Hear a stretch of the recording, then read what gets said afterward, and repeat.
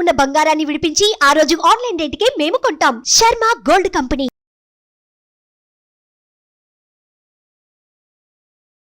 నమస్కారం డాక్టర్ ప్రదీప్ జోషి గారు. శ్రీమాత్రే. వేదిక్ నాలెడ్జ్ అంటే జనరల్గా చెప్తూ ఉంటుంది కదా, సరే పలానా ప్లేస్ ఈ విధంగా ఉంటే అక్కడ నెగిటివ్ ఉందని చెప్పేసి అంటారు.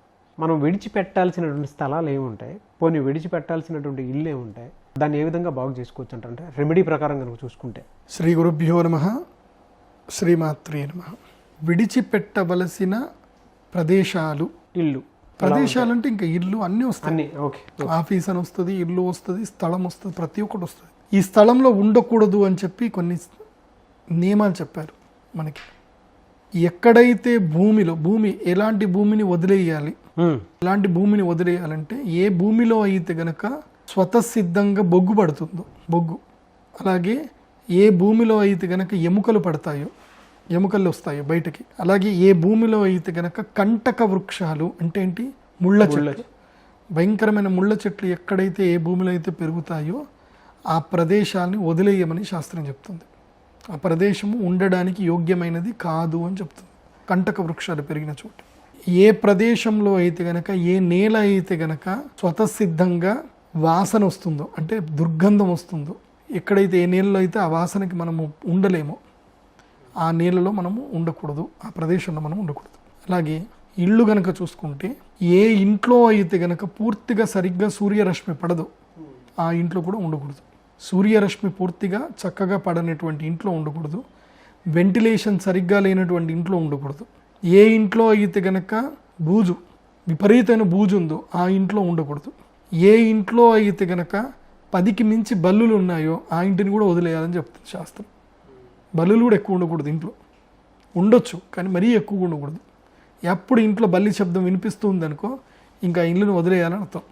బల్లి ఊరికే అరిచిందనుకో ఆ ఇంట్లో ఉండకూడదు అని అర్థం. తర్వాత ఇంకోటి మోస్ట్ ఇంపార్టెంట్, ఏ ఇంట్లో అయితే గనక చెదలు ఎక్కువగా పడతాయో ఆ ఇంట్లో ఉండకూడదు. చెద పట్టిందంటే ఆ ఇల్లు, ఆ ఆఫీసు ఏదైనా సరే ఆ ప్రదేశాన్ని వదిలేయాలి. ఓకే. చెదకి ఉన్న సంస్కృతంలో ఉన్న పేరు ఏంటంటే వీటిని ఏకస్మృతి జీవులు అంటారు. స్మృతి జీవులు అంటే ఏకస్మృతి, వీటికి ఒకటే స్మృతి ఉంటుంది, వీళ్ళకి ఇంక వేరే పని ఏమి ఉండదు. వీటికి ఏకస్మృతి అంటే ఏంటి, తినడం తప్ప వీటికి ఏం తెలియదు, ఇంకా కొరుకుతూనే ఉంటాయి, తింటూనే ఉంటాయి, వాటికి ఇంకా వేరే ఏ పని ఉండదు. వాటికి ఇంకొక వేరే డిస్ట్రాక్షన్ ఉండదు, నిద్రపోవు ఏం పోవు, ఎప్పుడు కూడా కొరుకుతూనే ఉంటాయి అవి. వాటికి డ్యూయల్ ఇది ఉంటుంది అనమాట లోపల. అంటే మన లోపల 12 గంటలు వీడి పని చేయడం, 12 గంటలు వీడి పని చేయనట్టు వీడి శరీరంలో 2 కణాలు ఉంటాయి. ఒక కణము కొరికే పని చేస్తుంటే ఇంకో కణం పడుకుంటుంది, ఇది అయిపోగానే ఇంకో కణం కొరికే పని చేస్తూ ఉంటుంది. దే నెవర్ రెస్ట్ అనమాట. అర్థమవుతుందా? వాటికి ఉన్న మెమొరీ ఏంటంటే ఓన్లీ కొరకడం అంతే, ఇంక వేరే మెమొరీ ఏం లేదు వాటికి.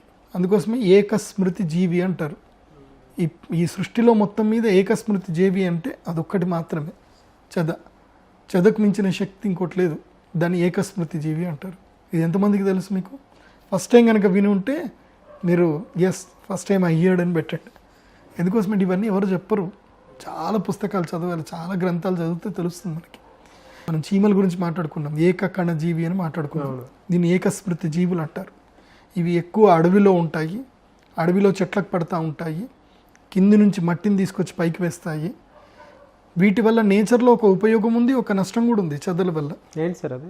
చెదల వల్ల దీనికి మంచిది కాదు, ఏది ఇంటికి మంచిది కాదు. ఇంటికి చెదబట్టకూడదు. ఇంటికి చెదబట్టిందంటే ఆ ఇంటి వదిలేయాలి, లేదంటే ఆ ఇల్లు మొత్తం కూల్చేసి మొత్తం కూడా వేప మందు కొట్టేసి అన్నీ చేసుకొని చేయాలి. కానీ ఈ చెదకి ఉన్న ఒక గొప్ప గుణం ఉంటుంది. చెదపురుగు చేసే ఒక మేలు, మనిషికి చేసే మేలు ఏంటి తెలుసా? ఈ చెదపురుగు భూమి లోపల నుంచి దాదాపు ఒక 15 ఫీట్ల నుంచి భూమి లోపల నుంచి సారవంతమైనటువంటి ఔషధీ గుణమైన మట్టిని బయటకు తీసుకొస్తుంది. దానికి ఆ గుణం ఉంది. ఎప్పుడైనా చెట్టుకి చెదలు పట్టినప్పుడు నువ్వు చూడు, మట్టి మొత్తం కూడా పైన కప్పుకుంటుంది. అది దానికి ఎండబడదు, ఎండ వస్తే చచ్చిపోతుంది. అది ఎండబడకుండా ఏం చేస్తుంది అంటే మట్టిని మొత్తం కప్పుకుంటుంది. కప్పుకొని ఎంత ఇంజనీరింగ్ టెక్నాలజీ తెలుసా వాటిది, సూపర్ కట్టుకుంటాయి వాటి మట్టిని. మంచిగా కన్స్ట్రక్షన్, నీట్గా కన్స్ట్రక్షన్ చేసుకొని ఒక గుహలాగా తయారు చేసుకొని ఆ చెట్టును మొత్తం కొరికేస్తూ ఉంటాయి. మీరు ఎప్పుడైనా అబ్జర్వ్ చేశారా చెట్టుని ఎప్పుడైనా చెట్టుకి చెదలు ఎట్లా పడితే ఒకసారి చూడండి. చెదబట్టింది మనకు కనబడదు, పైన చూస్తే మంచిగా ఉంటుంది కానీ లోపలంతా తినేస్తూ ఉంటుంది చెదబట్టింది. కొంచెం చూస్తే చదువు చూసినప్పుడు చూస్తే మట్టి పైకి పేర్కొంటుంటుంది. ఆ మట్టికి ఒక గుణం ఉంటుంది, అద్భుతమైన మట్టి అది. ఆ మట్టిని తీసుకొని తేనె కలుపుకొని ఎక్కడైతే దద్దులు కురుపులు అవుతాయి కదా, ఇవి గండు చీమ కుట్టిన, కందిరీగ కుట్టిన కొన్ని రకమైనటువంటి కురుపులు ఉంటాయి. ఆ కురుపులకి, స్కిన్ ఎలర్జీస్కి అది ఒక మంచి ఔషధం. ఆ మట్టిని తీసుకొని దాంట్లో తేనె కలుపుకొని లేపనం చేసుకుంటారు. కాలిన గాయాలకు చాలా అద్భుతమైన ఔషధం అది.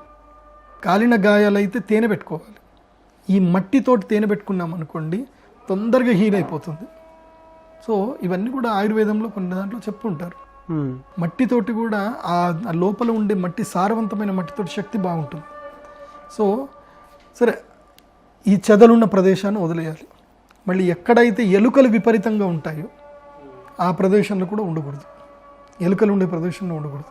ఇంకా నెగిటివ్స్ కొన్ని ఉంటాయి. ఎట్లా అంటే, వాస్తవంగా ఇది చెప్పకూడదు, కానీ నేను నా నియమ ప్రకారం నేను చెప్తాను, కానీ మీరెవరూ బాధపడకండి. ఎందుకోసమంటే, ఎక్కడైతే కనుక చావు డప్పు శబ్దాలు రెగ్యులర్గా మోగుతాయో అక్కడ ఉండకూడదు, దూరంగా ఉండాలి. కానీ ఇప్పుడు ఊర్లోనే శ్మశానాలు అయిపోయింది, డప్పులు రోజు మోగుతూనే ఉంటాయి. అది తప్పదు, కానీ అలాంటి ప్రదేశంలో ఉండకుండా ఉంటే మంచిది. తర్వాత మీ ఇష్టం. అది ఎలా సార్, అంటే పరిస్థితి ఈ విధంగా ఉన్నప్పుడు రెమెడీ ఏంటి? రెమెడీ మెయిన్గా ఇప్పుడు ఇంట్లో విపరీతంగా చీమలు కనిపించాయనుకోండి, దానికైతే పసుపు నీళ్ళు చల్లడము చేసుకోవాలి. ఇంకా పెస్ట్ కంట్రోల్ ఎట్లాగూ ఉంటారు, పెస్ట్ కంట్రోల్ తోటి పని చేయించుకోవాలి. కానీ ఇవి రావడం ఏంటంటే ఒక విధంగా దుష్ట సూచకం, చెడు సూచకం అనమాట. అప్పుడు తప్పకుండా ఇంట్లో యాగాలు చేసుకోవడము, సాంబ్రాణి వేసుకోవడము, ఇవి ఇంట్లో అయితే కనుక సాంబ్రాణి అవి వేసుకోవడము. ఒకవేళ భూమి దోషపూరితమైతే ఆ భూమిని మొత్తం కూడా దున్ని ఆ భూమి లోపల తులసి చెట్లు పెంచి ఆ తర్వాత ఇల్లు కట్టుకోవడము. ఒకవేళ ఈ చెదలు బాగా పట్టాయి అనుకోండి, తప్పకుండా ఇల్లు వదిలిపెట్టాలి. చెదలు పడితే మాత్రం ఇల్లు వదిలిపెట్టాలి. ఇల్లు వదిలిపెట్టి పెస్ట్ కంట్రోల్ చేయించేసి నీట్గా అంత చేసుకొని చేయాలి. అయితే ఒకటి మాత్రం చెప్తాను, కొన్ని ఇళ్లల్లో పారానార్మల్ యాక్టివిటీస్ కొన్ని జరుగుతాయి, అసలు తెలియదు. వాళ్ళు ఎక్స్పీరియన్స్ చేసినది, వాళ్ళు కన్నీళ్ళు పెట్టుకుంటారు, ఏడుస్తారు, చెప్తారు తప్ప మీతో ఎవరు నమ్మరు. ఇది జరుగుతుంది, నాకు ఇలా జరిగిపోయింది, అలా అయిపోయింది, మా ఆరోగ్యం పాడైపోతుంది అని చెప్పుకుంటారు, ఏడుస్తారు. మెడికల్ డయాగ్నోస్టిక్ సెంటర్కి వెళ్తే ఏమీ వెళ్ళదు, కానీ మాత్రం తెలుస్తుంది. సింపుల్ చెప్పాలంటే, మొన్న ఈ మధ్య నా దగ్గరికి ఒక పెద్ద ఆవిడ వచ్చింది. నాకు దాదాపు 62 ఏళ్ళు ఉంటాయి.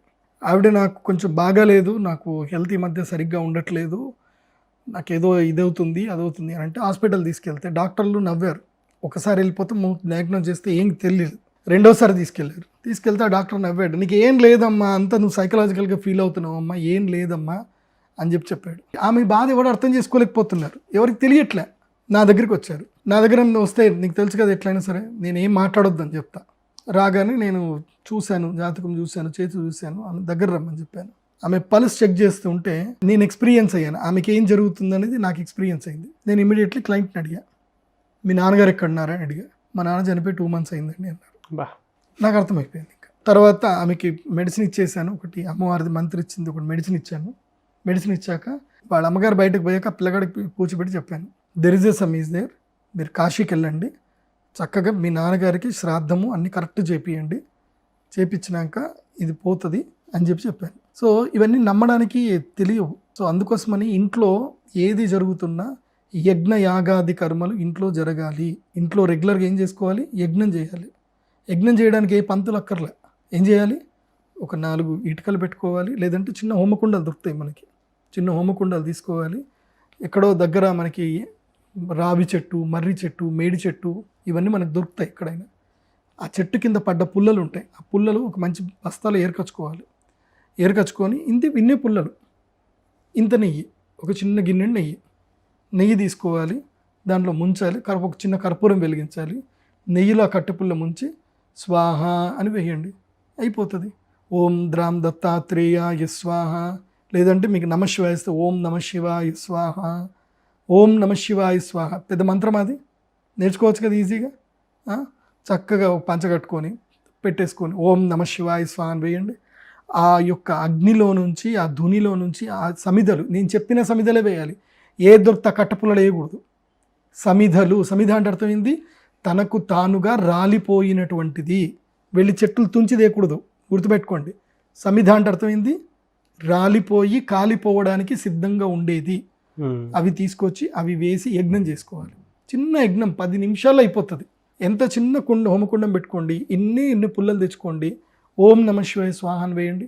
ఆ అగ్ని తేజస్సుకి మీ ఆరా ప్యూర్ అవుతుంది, మీ ఇంటి లోపల కూడా మంచి ఎనర్జీస్ వస్తాయి. ఆవు పిడక ఉంటుంది, ఒక ఆవు పిడక తీసుకోండి, ఆవు పిడక మీద కర్పూరం వెలిగించండి, వెలిగించి ఆవు పిడక మీద నెయ్యి వేస్తా పోండి, పిడక చక్కగా వెలుగుతుంది. ఆ వాసనతోటి ఇల్లంతా మంచి ఎరిగిపోతుంది, ఏ అరిష్టాలన్నీ పోతాయి. ఇది మనకి యాన్సిస్టర్స్ మన పూర్వీకులు చెప్పిన మంచి రెమెడీస్. ఇంకోటి భయంకరమైనది ఉంటుంది, దీన్ని అష్టదిగ్బంధనం అంటారు. అది మీకు చెప్తాను. నల్ల ఉప్పుతో చేసేది ఒక క్రియ ఉంటుంది, అది చేసుకుంటేనే ఇంటికి క్షేమంగా ఉంటుంది. ఎందుకోసం అంటే ఎంతోమంది ఎన్నో బాధలతో నా దగ్గరికి వస్తారు, నేను ఇట్లాంటి కేసులు నేను హ్యాండిల్ చేయనని చెప్పేస్తాను వాళ్ళకి. అందుకోసం మీకు రెమెడీస్ ఇక్కడనే చెప్తాను, ఈ రెమెడీస్ మీరు చక్కగా ఫాలో చేసుకోండి. ఎవరి దగ్గరికి వెళ్ళకండి, నా దగ్గరికి కూడా రావద్దు ప్రాబ్లమ్స్ ఉన్నాయని చెప్పి. Thank you sir, thank you so much doctor Pradeep Joshi గారు. శ్రీమాత్. సుమన్ టీవీలో మీ పర్సనల్ అండ్ బిజినెస్ ప్రమోషన్స్ కోసం కింది నెంబర్కి కాంటాక్ట్ చేయండి.